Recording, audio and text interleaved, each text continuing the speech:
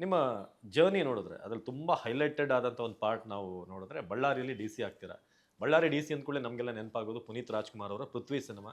ಆ ಸಿನಿಮಾ ನೋಡಿದಾಗ ನನಗೂ ಅನಿಸಿತ್ತು, ನಾನು IAS ಮಾಡಿ ಡಿ ಸಿ ಏನಾದರೂ ಆಗಿದ್ರೆ ಅಷ್ಟು ಒಂದು ಇದು ಮೂವಿ ಅದು.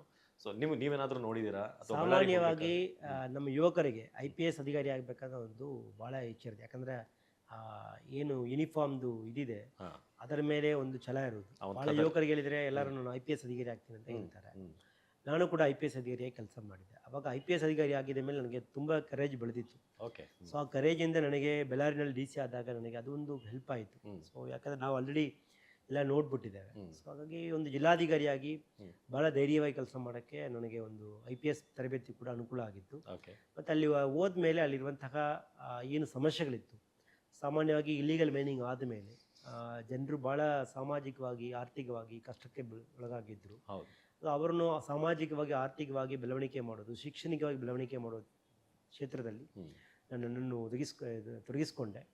ಸೊ ಹಾಗಾಗಿ ನನಗೆ ಏನು ಚಾಲೆಂಜ್ ಇತ್ತು ಅದು ಪ್ರತಿಯೊಂದು ಹಂತದಲ್ಲಿ ಕೂಡ ನನಗೆ ಅನುಕೂಲವಾಗಿ ನಾನು ಆಪರ್ಚುನಿಟಿಯಾಗಿ ಕನ್ವರ್ಟ್ ಮಾಡಿಕೊಂಡೆ.